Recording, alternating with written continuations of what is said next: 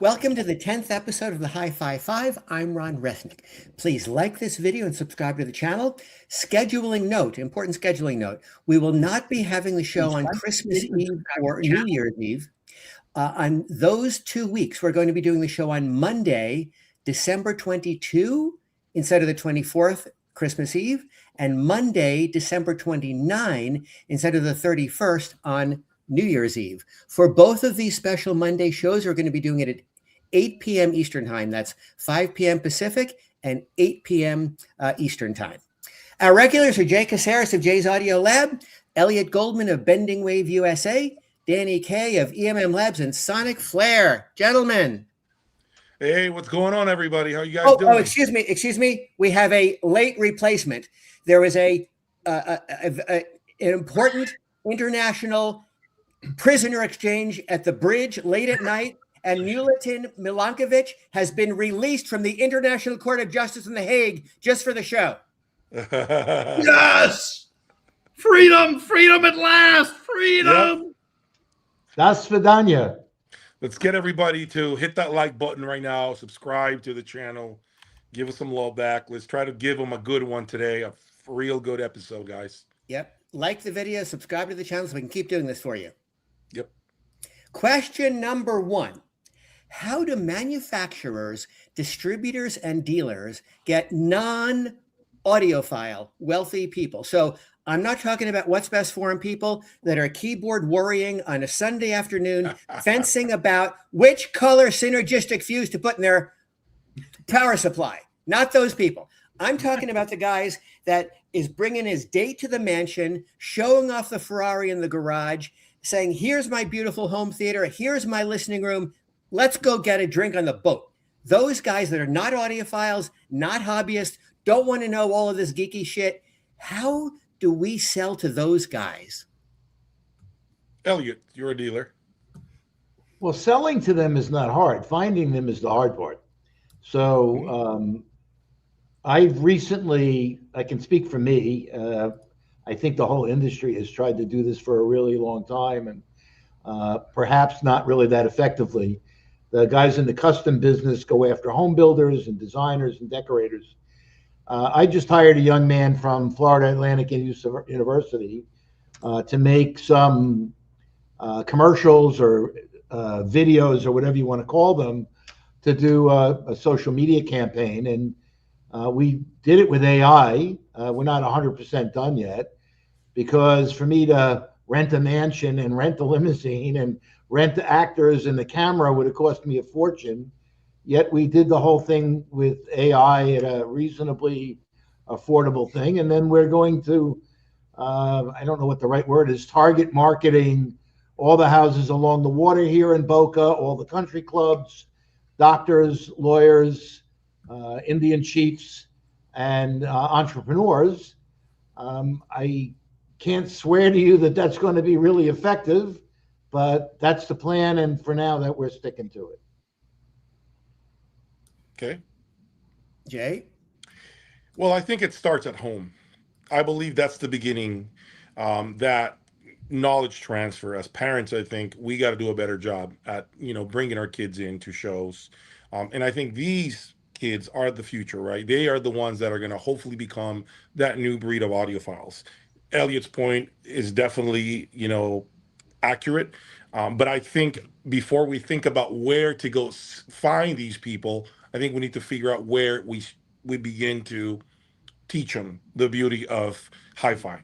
As a matter of fact, I was doing some research for a future video, and I found out that music class in high school is one of the least selected elective classes.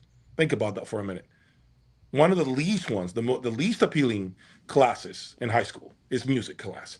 And so I think that if we put our young audiences in front of hi-fi systems, I think eventually, hopefully, and I have a daughter, so I'm hoping that she eventually has some sort of interest with what I do.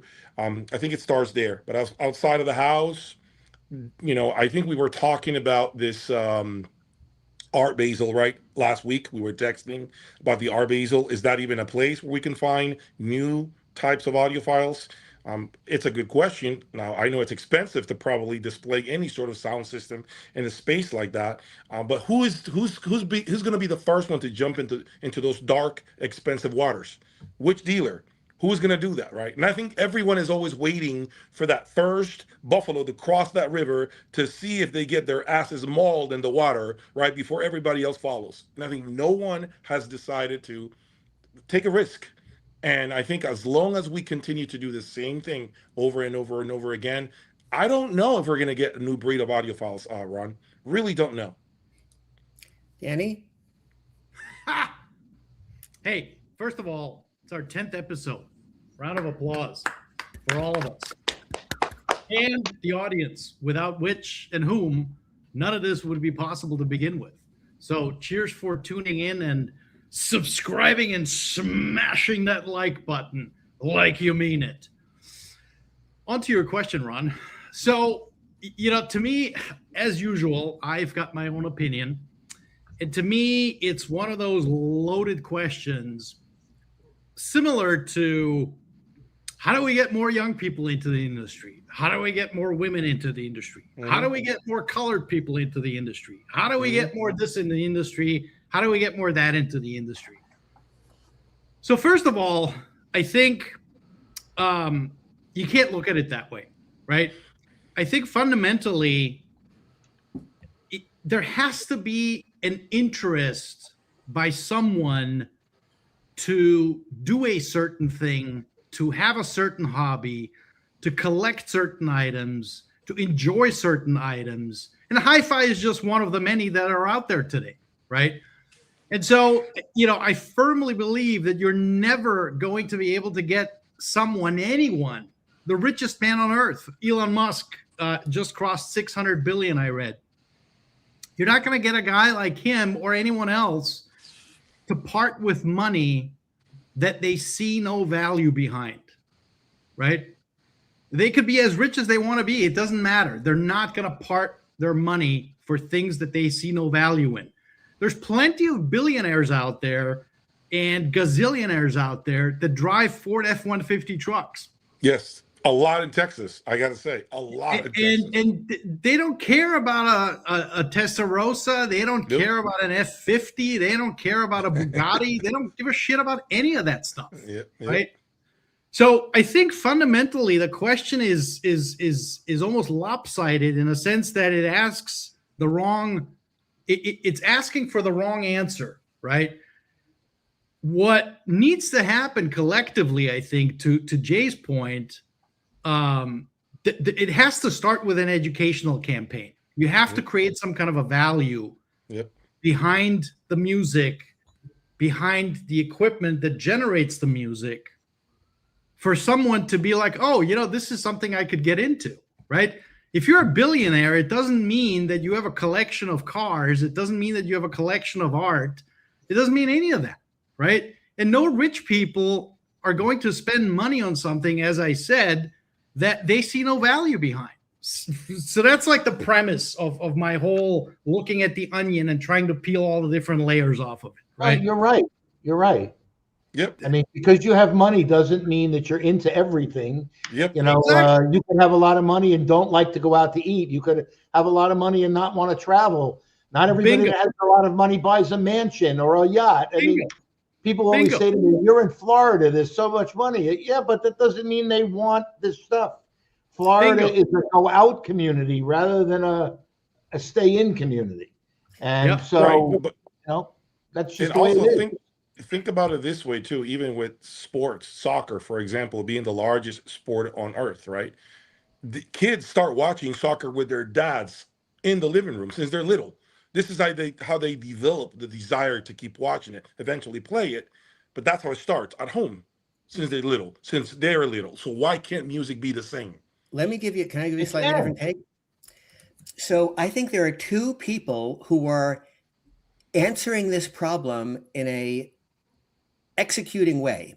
Meyer Shadi of the Audio Salon in Santa Monica, I believe he's always had a reputation of having a significant portion of his clientele as non-audiophiles. Somehow, I think Meyer has been able to crack the code and get into the homes of celebrities, actors, directors, wealthy people who are very much not audiophiles. So one way or the other, Meyer, in my understanding, has been able to cultivate a business and a set of clients that are definitely not the hobbyists, the audiophiles, the ones that are on What's Best, fencing about fancy cables and stuff. So he's somehow been able to do it correctly. Another thing, and this has been, I think, a unique development, Griffin Audio Designs has established with Joe Kaey the Griffin Audio Los Angeles showroom. This is a very elaborate, no holds barred, very expensive, multi-room setup in our Pacific Design Center in West Hollywood.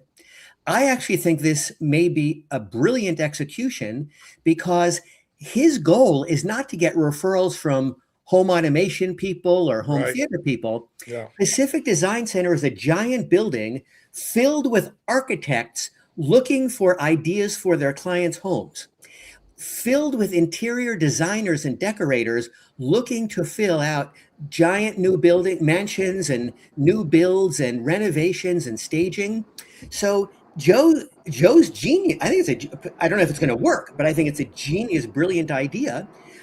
These architects, these interior decorators are walking around this building, which is full of home furnishings and materials design and tiles and fabrics and everything. And they know that on their checklist for their wealthy client building this mansion, they've got to have a fancy laundry room. They've got to have fancy lighting fixtures. They've got to have fancy home theater. They've got to have some kind of stereo. So they're walking around. They see Joe's setup. It's a gorgeous, exotic, expensive looking thing. They've never seen speaker system like this. They know their client likes music. It's LA. Everybody likes music, actors, celebrities, musicians, whatever. And this is a turnkey opportunity for the architect or the interior designer to put in the client's house an exotic, complete, all-in-one solution that nobody's ever seen before. So when the client, goes around his house showing off to people, the garage, the this, the that, look at this amazing listening room, and this is what we got here. I think it's a brilliant idea to completely forget about. It's not a unique idea.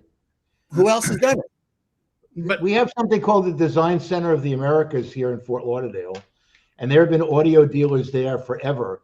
The thing that, and I'm not saying what Joe Kaey did is bad or what Meyer Shoddy's done bad, but when you're in New York or Los Angeles, okay, and you have the entertainment industry and you have the theater industry and you have, for the most part, a highly educated populace and people that spend a lot of time in their home, they do that. In California, everybody has to have a home theater, okay?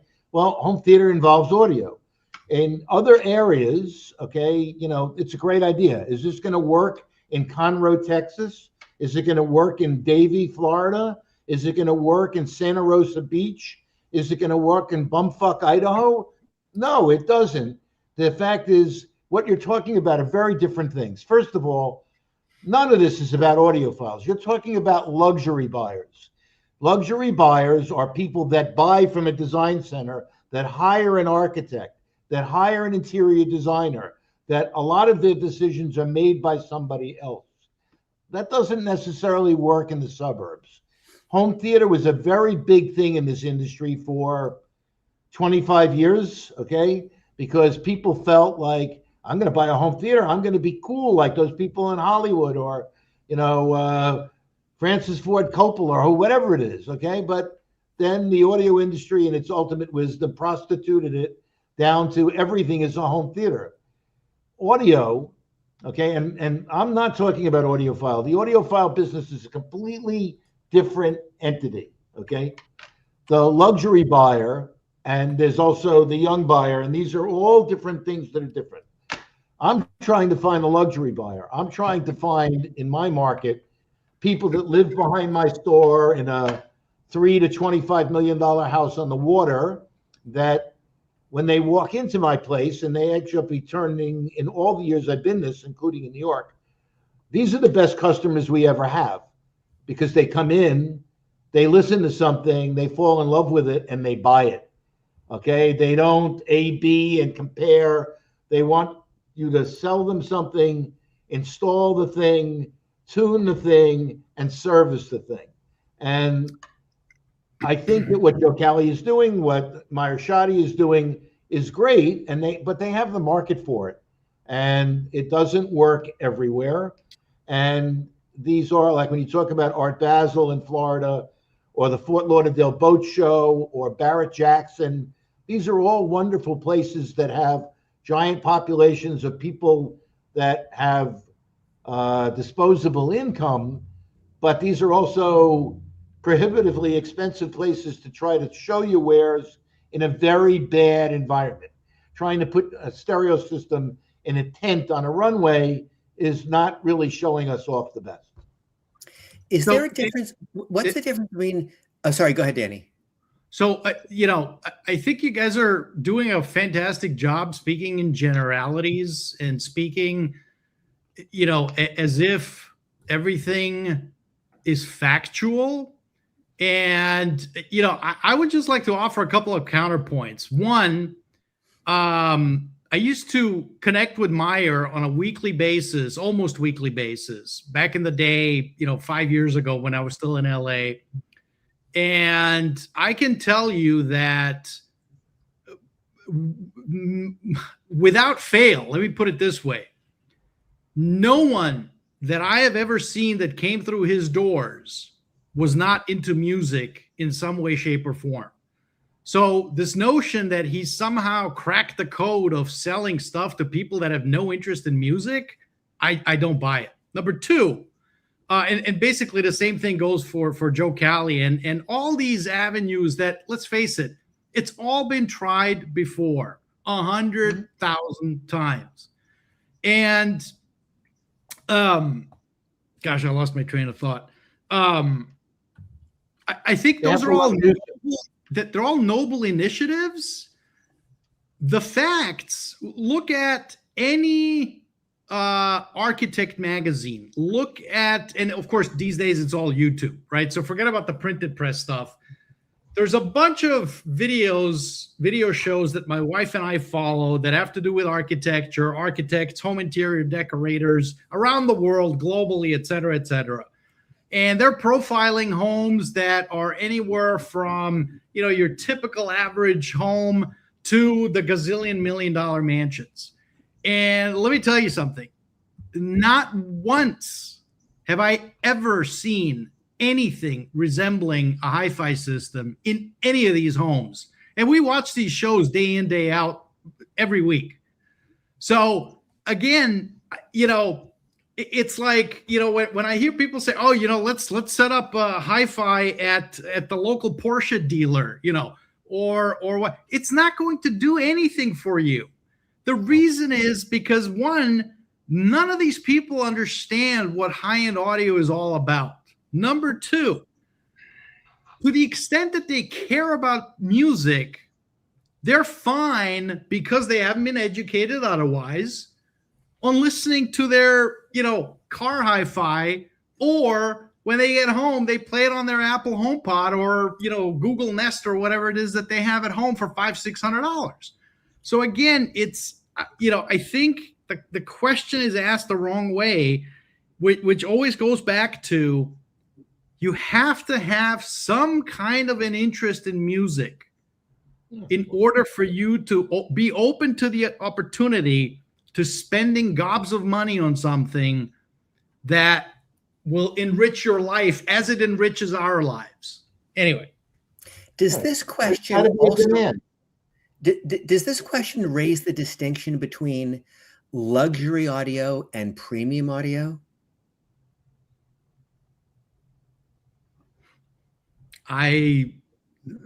This whole, again, my opinion, this whole notion of luxury audio really has only come about because of the insane price policies that we've seen escalate over the last 10, 15, 20 years, right? And, again, not that we're going to get into it as to why and why not and who's responsible for it, this, that, and the other. It's irrelevant. The fact of the matter is we're living in an age where, unless you go to a show, a hi-fi show, unless you have the megabuck system, people are really not going to talk about you or discuss you or anything like that, right? So, luxury hi-fi, what's the difference between luxury hi-fi and, a Macintosh MC30 tube amp from 50 years ago, 60 years ago? What is it? I got a counterpoint for you. And I know that you're talking about luxury, hi-fi and whatnot, but don't we have luxury in any industry? Watches, cars, houses, food. We have that in every single industry. Sure. Right? We do. And so the same question could be said about cars. You talked about a Macintosh. No, We I can say disagree this. with that. Stop you. No, wait a minute. You He's need a saying car. what's You wait a need minute. a car. No. Okay, got it. Understood. Okay, got it. But car gives you we can status. make the A argument, watch right? gives you But status. Clothes we give you can make status. the argument though that some people need music. We can make that argument too. It's not only you can make an argument, Jay, it's scientifically proven. They've done studies, neurological studies over the last 10, 15 years. I've seen some of these published studies. It definitively shows the benefit of listening to music, and not, as one of the commentators said, hearing music, but actually sitting down and listening to music. There are medical, neurological benefits, psychological benefits to you doing that. Yeah. 100%. Shit, I'm getting anxiety right now sitting around not listening to my systems, if I'm being honest. I mean, I am. I actually want to be there listening to music. There's the big difference here, okay, is that I agree with Danny. I mean, you have to have some desire to listen to music. Otherwise, none of this really makes a whole lot of sense. But we've had this conversation before. When you wear a watch, it says something about you. It adds status. Somebody goes, oh, he's wearing an expensive watch.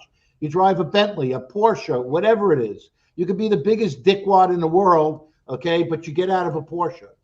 Stereo equipment sits in your house, and the majority of people that walk in your house and they see it, they all say the same thing. What is that crap? Okay, you spent how much money on whatever? Okay, so the education, or we all grew up, most of us anyway, we grew up with music blowing up in the 60s and 70s and the 80s.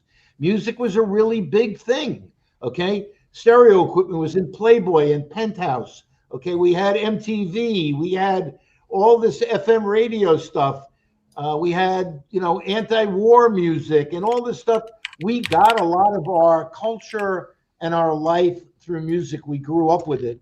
Music was much more important to me than the 9 channels of shit that we had on television, okay? We didn't have all of this. Now you go forward 50 years and you've got, I don't know, 1,000 channels of TV. You got 25 or 50 streaming services. Music became a fashion accessory that people walk around all day with shit stuck in their ears while they're going to the gym or riding the bus. These young people, and I'm not criticizing them, they listen to music in a very different way than we do. Okay, let's move on to question number 2. Which cable in the audio system makes the biggest sonic difference and why? Oh, Hold on. Do speaker cables source to preamp interconnect, preamp to amp interconnect, or power cables? Which cable category makes the biggest sonic difference? Oh, man, we're going to debate this one here. I can go first. I mean, and I'm torn between speaker cables and power cords. I'm torn, but I'm going to say probably the power cord coming, the very first power cord that enters the system, that being the one from the outlet into the first component. So basically amplifiers. The power cord from your amplification to the wall, to me, makes the largest difference. Okay. That wasn't one of the choices, but okay. Okay. Okay. Why wasn't that one of the choices? That's a. It should I have don't been. know, but I'm looking at the question. No, that's a fair answer. It is a fair answer. It's okay. In my opinion, it's not even close at SpeakerWire, and I've done this. It just happened. I did it twice to clients of mine that it went from like an entry level thing to a serious pair of speaker wires, and the improvement in sonics is just astonishing. I just did it in my own room. I changed. Am I allowed to mention a brand, or am I being a dick by saying a brand? You are Okay. being a dick by saying your brand. By better not be a promoting dick for your being a fucking dick, brand, you're being a dick. I just got the new Shinyata Omega X stuff, and And you I still got the did it. interconnect. I got the interconnect a day or two before I got the speaker wire, and I put it in my big system, and you can hear the difference. But then I put 2 days later the speaker wire in, and even for me, an experienced listener after all of this time, it was an astonishing difference. And I think quality speaker wire is by far and away the biggest difference of anything. So you're saying the last cable in the system, basically. That's what No, you're I'm saying. saying the That's speaker the wire. biggest difference. Okay, so but here's my question to you though. If you have, and I can, this is why I'm torn with speaker cables and power cords. Originally, my entire opinion in my early days was speaker cables, but over the last few years, I think it became more power cords. However, I do understand what you're saying. If you have shoelaces for speaker cables, it doesn't matter how many fucking expensive power cords you got. You'll never be able to hear shit because you got shoelaces for speaker cables. So I do understand that point that you're making. They do different things too. A Yeah, power yeah. cord does something. A speaker cable is actually transmitting the music from the amplifier at the end of your system to a speaker. So particularly low frequency information and stuff like that is significantly better with better speaker wire. It's not, I'm not even talking about shoelaces. I'm just talking about when again, I'll talk Shinyata. If you got a Shinyata entry-level theta cable, it's a very nice cable, and it's not spaghetti or anything like that. It's like multiple pieces of linguine rolled together. But Shinyata's when you a go to great the big brand. one, okay, it's sort of like opening the hose. I don't know how else to describe it. It grabs the speaker by the short hairs, and it makes a really big difference. And Okay. I've always found that to be, and by the way, not to diminish what you said, I already have power cords all through my system. But I just think that, in my opinion, speaker wire is a major contributor to the quality of the end result of the audio in the system. Can we do something really quick, interactive? Can we ask the audience before you go, Danny? Can we ask the audience to tell us what they think is the most important cable in the comment section? That'll be cool. Why not? To see what. All right, cool. Let's. Okay. Danny, what do you think? So I was under the tutelage of two great cable designers that I feel are great. One is Joe Kabala of Kabala Sosna Cables, him and his partner Howard Sosna, whom I met back in 2004. Gosh, time flies. When they just started Kabala Sosna. And then the second one, a very dear friend of mine also, Chris Somovigo, Black Cat Cable and Graceline Cable. And so, when you look at cables, obviously, first of all, cables make a difference, right? Do they? No, they do. I mean, of course they make a difference. Look, a cable is inductance, resistance, and capacitance. And any derivative of that geometry is going to alter the sound one way or the other, right? So, of course, cable make a difference. However, that said, do cables make that big of a difference? I don't think so. I think cables to me are icing on the cake. I think cables to me are, when everything else I've futzed with and I feel like changing something up, I'll switch a cable out, and that's that, right? Do I sit here and, wax poetically 64-page reviews about, oh my God, this cable changed the world for me? No, because no cable can do that, right? And two, in my opinion, I have to admit, I am with Elliot on this one. The speaker cable, in my opinion, makes the biggest difference. I don't know why. It maybe because the amplifier, the power, the current is coming directly to the speaker terminal. Maybe that's what it is. I'm not an engineer. I can't really answer that question. We should get an engineer on here who can talk to us about that. I'd like so that. Anyway, that's my answer. I have not Okay, done a I lot think of we research. should get a Serbian engineer to answer that. Yes, By the way, we should. on another subject, how did you meet Chris Somovigo? Because just to throw a thing in there, Chris Somovigo was a friend of mine as well, and I met him when he was a college kid, and No way. I had opened up a store in Stony Brook, and he used to Wow. come in, not Stony Brook, I'm sorry, in Boca, and he used to come into my store with these prototypes every once in a while, and I would put him in my system, and we would listen together. And I would tell him what I thought, and then he'd go back and futz around and come back a couple of weeks later. And, I won't say we were the best of buddies or anything else like that, but I certainly knew him for a long time, and a very nice guy. And in my opinion, I still have a pair of his prototype balance cables that he gave me as a gift. They're in the back someplace in this beautiful box that I hold on to as a memory for him. He's a good. I miss him dearly. Yeah. Yeah, I miss him. I just like to say that I'm not a huge cable person. They make a difference. You got to figure it out. I've not done methodologically valid comparisons, but my impression, if I had to say, would be I think speaker cables probably make the biggest difference as well. Okay. To the genius David M. Blumenstein, that's because that's what I'm hearing. Thank you very much. David asks, doesn't know why speaker cables make the most difference, but we don't care. We're just trying to figure out which makes the most difference, right? Right. Okay. Question number. I'm not an engineer. Thank you. Question number 3. High-end sales in 2025, up or down? Shit. For me, I would say I am definitely probably.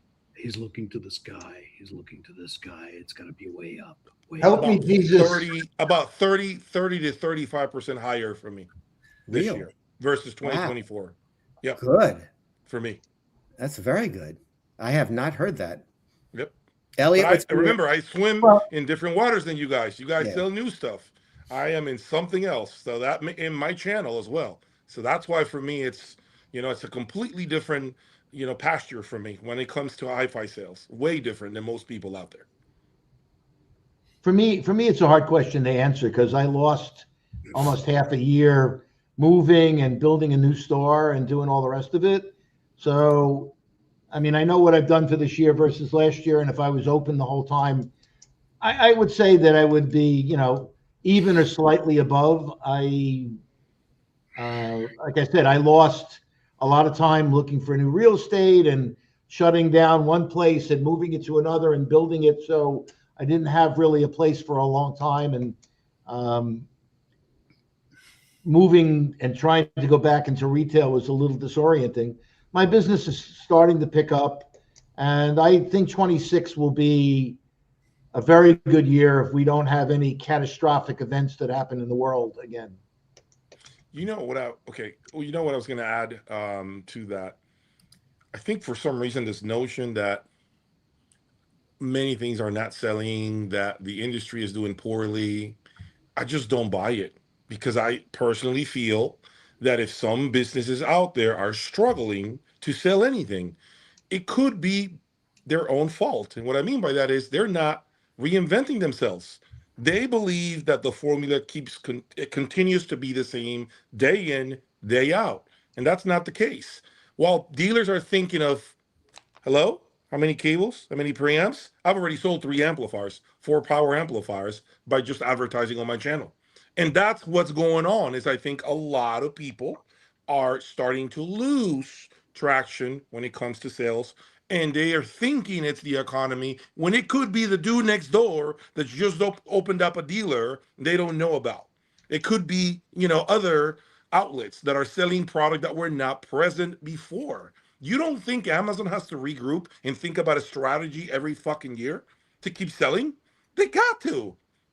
They have to fucking keep regrouping and reinventing themselves. All sorts of intelligence. Now you go into a product. You look at the comments. AI gives you a summary of 3,000 comments telling you what people are saying about the product. You don't even have to read every single comment anymore.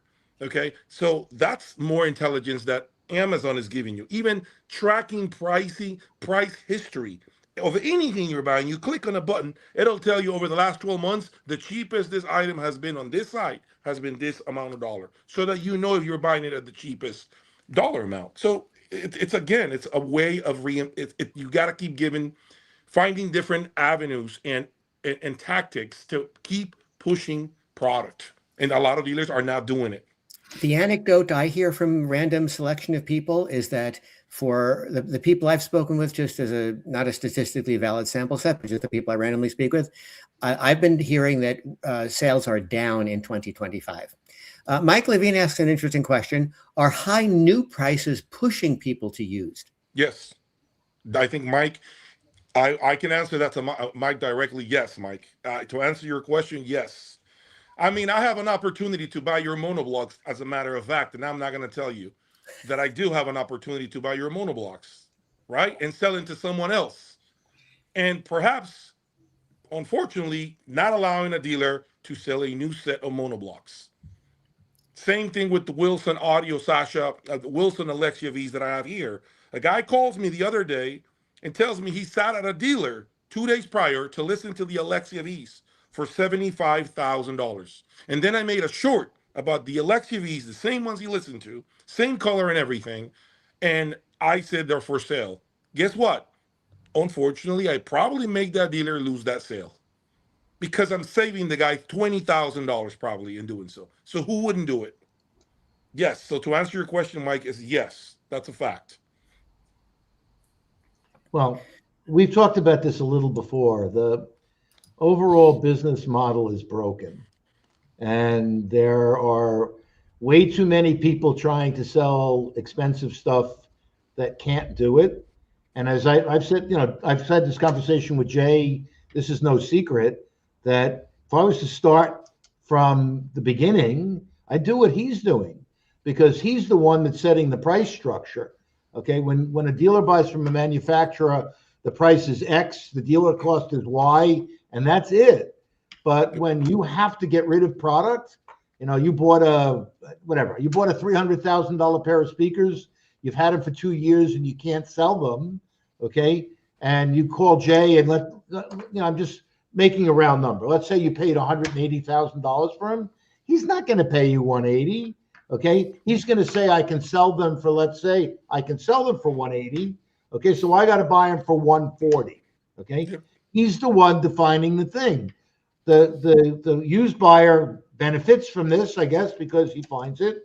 And then also in his business, there's not an unlimited supply of product. If he's got a used pair of M7s or a used pair of Dart Seals, he's only going to have them until somebody buys them. He's not going to be able to buy another pair, or maybe he will, maybe he won't. But the used business is getting bigger and bigger, and Audio Gone and HiFi Mart and all of these places kind of undressed the whole audio business. Dealers are stuck with fixed numbers. They can't change the numbers. What my cost is was my cost. I can't buy it for 20 or 30 or 40% less. And I want to add a little something else that I want to add to what you said. The more expensive the products get, the better my business will do.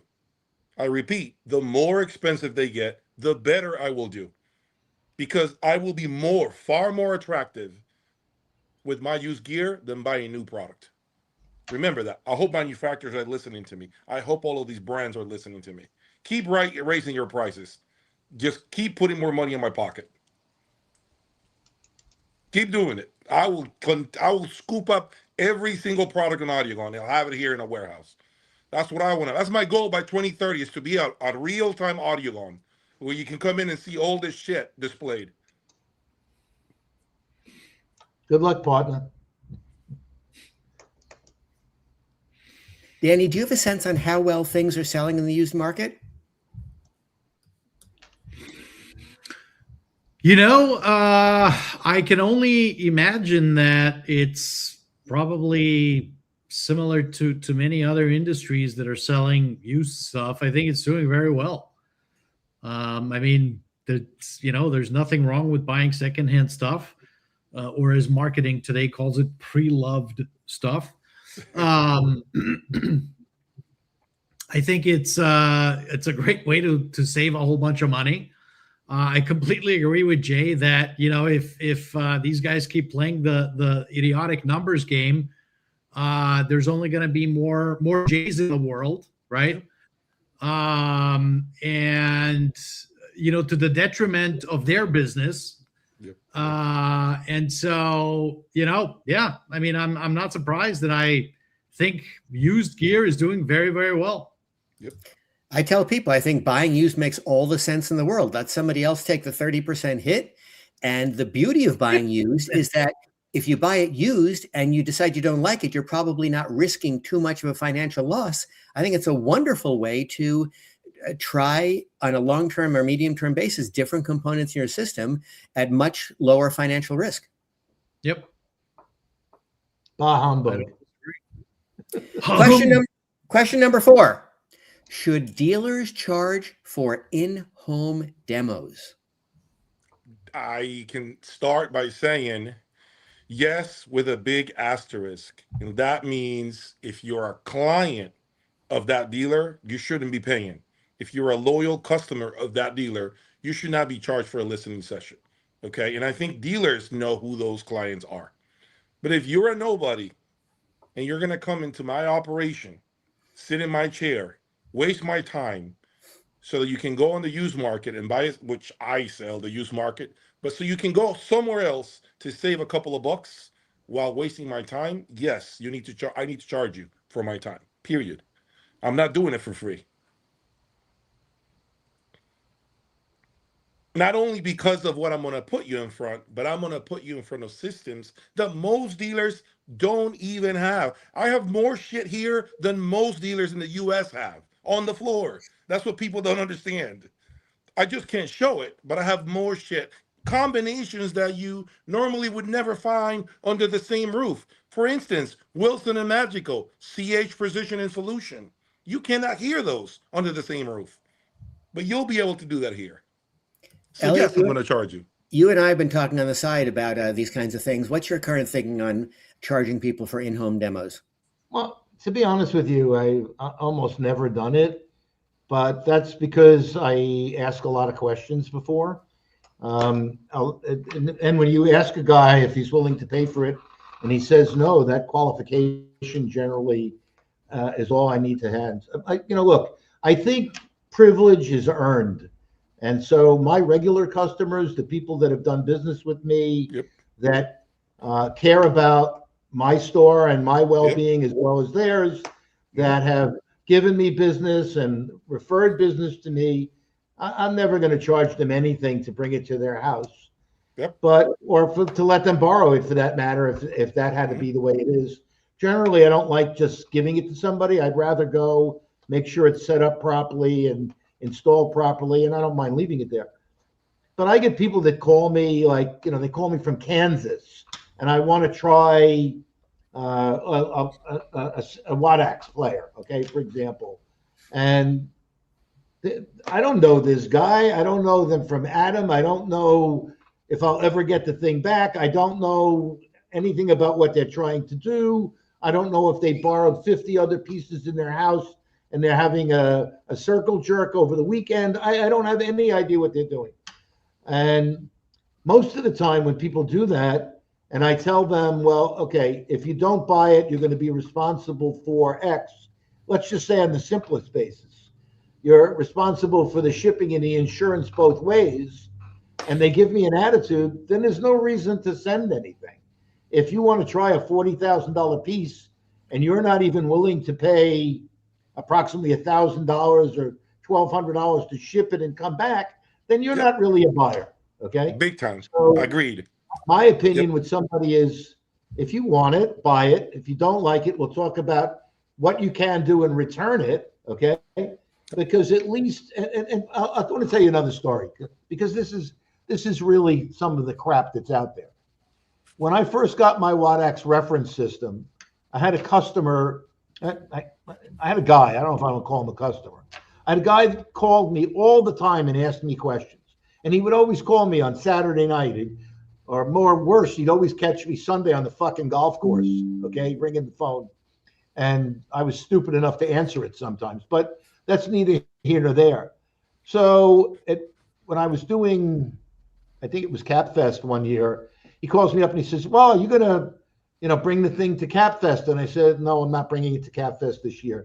He said, well, I really want to hear one. I said, well, okay, I have one in my store. Get on a plane, fly down. I'll pick you up, and I'll let you come and listen. I'll buy you dinner, and if you buy the thing, I'll pay for all your expenses. No, I don't want to travel.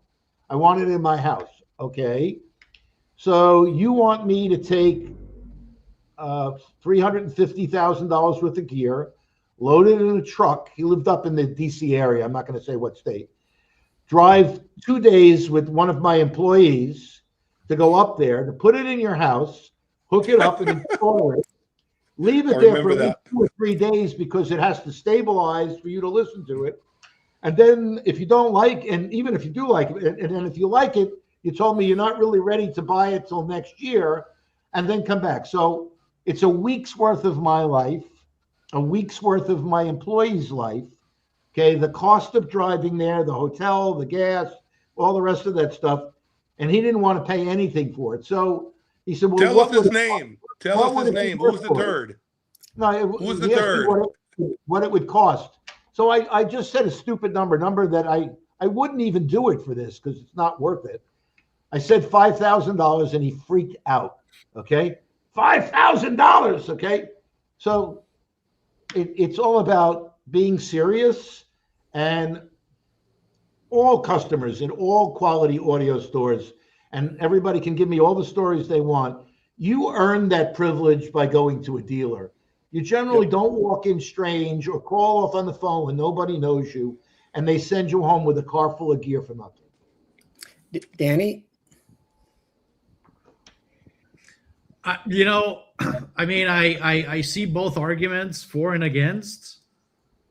I think, again, it comes back to what Jay and Elliot have said repeatedly over the course of many, many episodes, which is you have to build some kind of a value proposition. You have to become a destination. You have to ask the right qualifying questions. You have to connect with the right people. And are there a lot of schlubs out there? Are there a lot of people that will take advantage of you? Absolutely. Oh, yeah. And it's unfortunate, right? And what's unfortunate is that unlike in, a car dealership or a luxury retail store of any kind, if you come in and pester the guy 50 times, you're not schlepping anything, you're not setting anything up. It's no big deal in that sense. It's still a pain in the ass. But it's okay. I mean, for what Elliot and Jay are doing, and for all other dealers, you included, obviously, Ron, with your speakers and stuff, Clarisys, come on. You got to rent the truck. You got to have help. You got to get a stair-stepping machine. You got to set this thing up. You can't just plunk it down. It's going to probably take a day or two to get it set up right. And then the guy is just like, oh, you know what? I changed my mind. I'm going to go to Paragon in, Indiana or wherever, Michigan, and get it there because I saved another 10%. I mean, come on, let's get real. So I see both sides of the argument. I feel very, very strongly that spending money for an in-home demo is money incredibly well spent by that audiophile.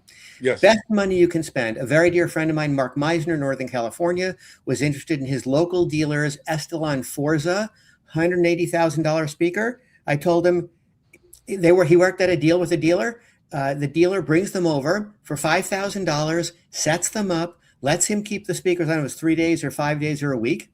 If he buys them, the $5,000 goes towards the purchase price, which importantly they negotiated in advance. So everybody knew the terms of the deal. And if he didn't like them, he lives with them, didn't like them compared side by side to his incumbent speakers, he pays him the $5,000. I think that $5,000 is money incredibly well spent. Absolutely. I mean, and to your earlier point, establishing what the price will be in the event that he wants to buy him, because we don't want the sale to fall through because he had a really ridiculous expectation in terms of the price, right? And so that's something that's always discussed in advance. And so the least a dealer can get compensated for is his time. And by the way, it's not like the dealer is going to go on a fucking trip around the world with that money that that person's paying. In the grand scheme of things, these dealers have real bills, real cars, real houses. So who are you bailing out of fucking bankruptcy? Because you're paying $300? You certainly ain't doing shit for me. You're not even buying me a fucking lug nut for my rims on my dually, if I'm being honest. So who are you? It's just a matter of principle. It's my time. I give you 2 hours of my time. That's what I deserve. So maybe I can go take my wife out to dinner that night. That's all I'm asking for. Nothing else. Yeah. You know? What you're asking for is somebody to deal with you honestly and fairly and on both sides. I mean, I'm more than willing to go out of I have customers that I talk to and see every single week. They don't buy from me every week or whatever. I'll go there and solve a problem or answer their questions. But the way I look at it is they've earned that respect. They've earned that. Okay. They've been a customer. They joined the Bending Wave Club. Okay. And they give me an opportunity to make a living from them. And there's nothing wrong with somebody negotiating, whatever, as long as you're doing it in good faith. Okay. As long as you're doing it, if you're going to come into somebody's store and spend your time and make them work and do all the rest of the stuff, I think you have an obligation to buy from them. And if you don't do that, okay, then the next time you come in, when you get treated in a certain way that you don't like, you'll understand why. Yep. Two questions. Which one would you like to take? One is, what should an audiophile look for in a speaker? And the other question is, what's the single most convincing audio system you've ever heard? Which question would you like to take? I'll take the one about the speaker. What was the question, Ron? I'm sorry, I missed it. What makes a good sounding speaker? For me, it's a system or a speaker that blends well with your room. The room dictates the speaker that you should be selecting. So I think you should first look at your room before you even think about your speaker. That's number one. And as far as good sounding, to me, every speaker has a different type of sound signature. So to me, it's such a personal thing. It's like a car, such a personal thing, right? There is no right or wrong loudspeaker. I can't say go to Magical, go to Wilson, go to Focal. It's really entirely up to the audiophile. I would say realism. I would say, can it make me leave the room when listening to music? Okay, and I can't say that that's every speaker I've had. Simple as that. Anybody else? Well, I think. Go ahead, Danny. Go ahead. Frankly, I think a modern day car hi-fi sounds pretty damn amazing from an experience perspective. It's immersive. It's amazing while you're standing still. When you're driving, the whole thing changes, obviously. But when you're standing still in a parking lot, some of these systems can really, really sound absolutely incredible. At home, I mean, there's been a couple that have stood out to me, and completely unrelated to my friendship with Daryl Wilson and his family. Wait a minute. What's that? I didn't know you were his friend. Why the fuck is he not here with us? He needs to come. His parents' system, the big system. I need a conversation with him. No. Stuff on, like he's been hiding from me. What's that? I feel like he's been hiding from me. I've had 9 Wilsons in my room. He's never come on my channel, but it's okay. It'll happen. Anyway, the big system they have that they use for testing purposes, evaluation, development, etc., and or demonstrations for the audio press and friends alike, it's really impressive. It really is absolutely impressive. Honestly, our system at CAF was friggin' bonkers good. And seriously, that was one hell of an impressive sounding system. I could definitely live with that happily ever after, not ever having to switch to anything.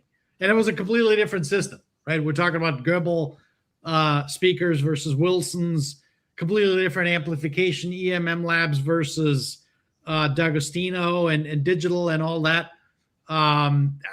Look, it's your personal preference, right? So anyway, there you have it. I'm sticking to it.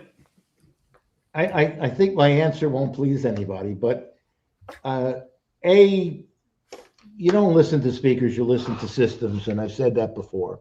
I think that we are all very fortunate, and we live in a time where the overwhelming majority of product that's being made is excellent.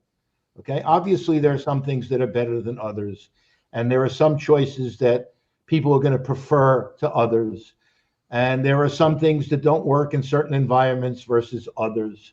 Okay, but the real issue with most of this stuff is actually having the right space, selecting a good bunch of components, and then doing the work with the system in the room to make it sound good. Now, I'm prejudiced to what I have. That's why I got involved with it.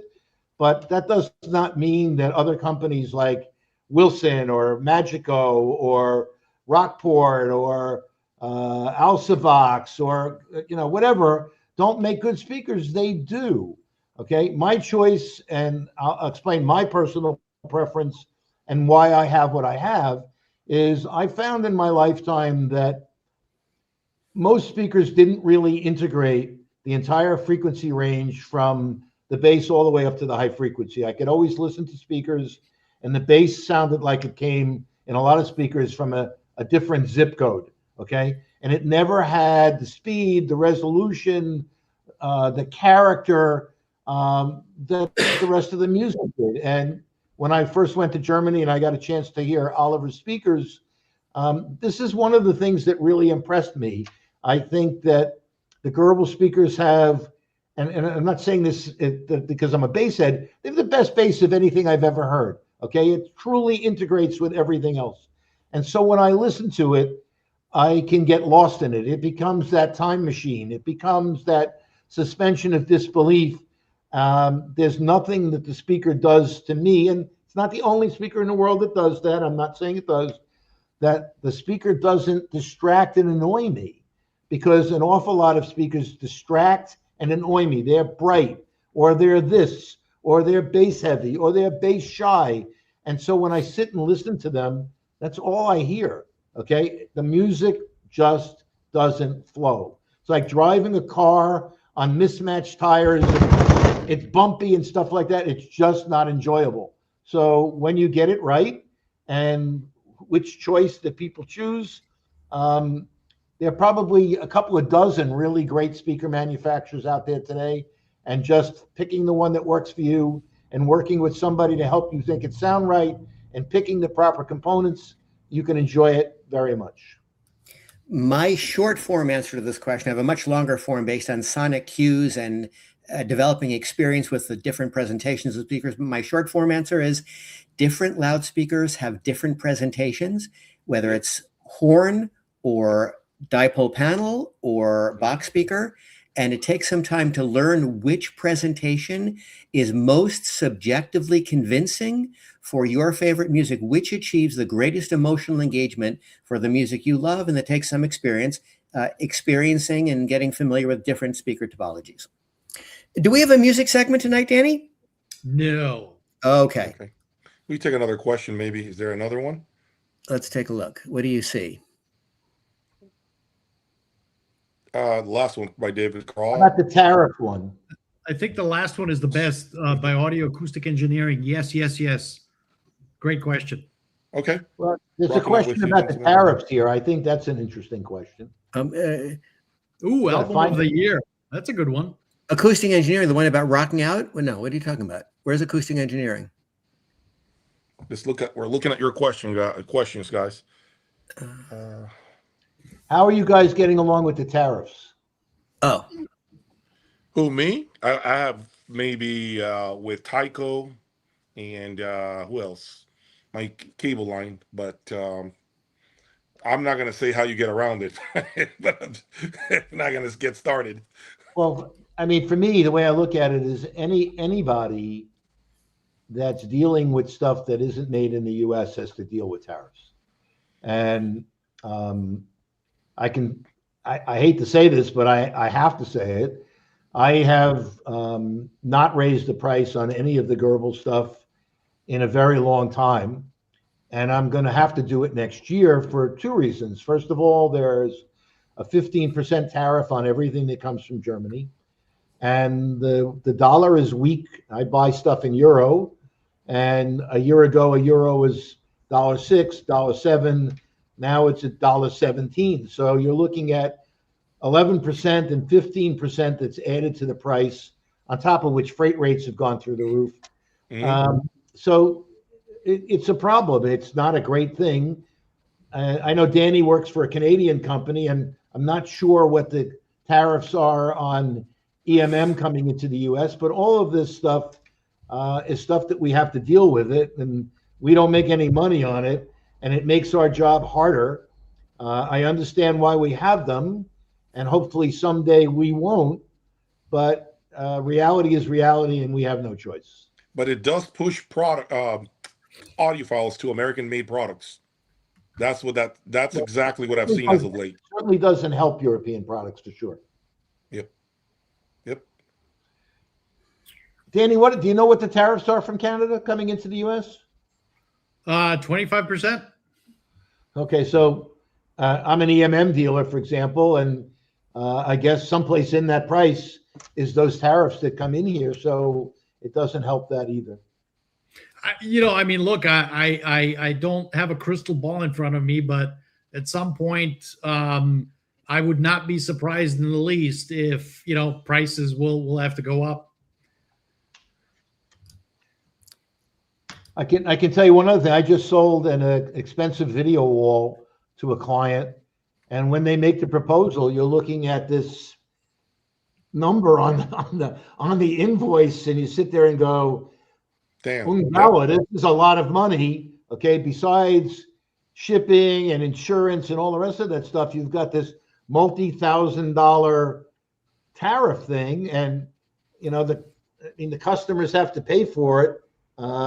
If you want to buy one of these things, unfortunately you do. But I think all the prices are too high. I mean, there's nothing else to say. I think this race towards the edge of the cliff is accelerating, and it's not a healthy thing.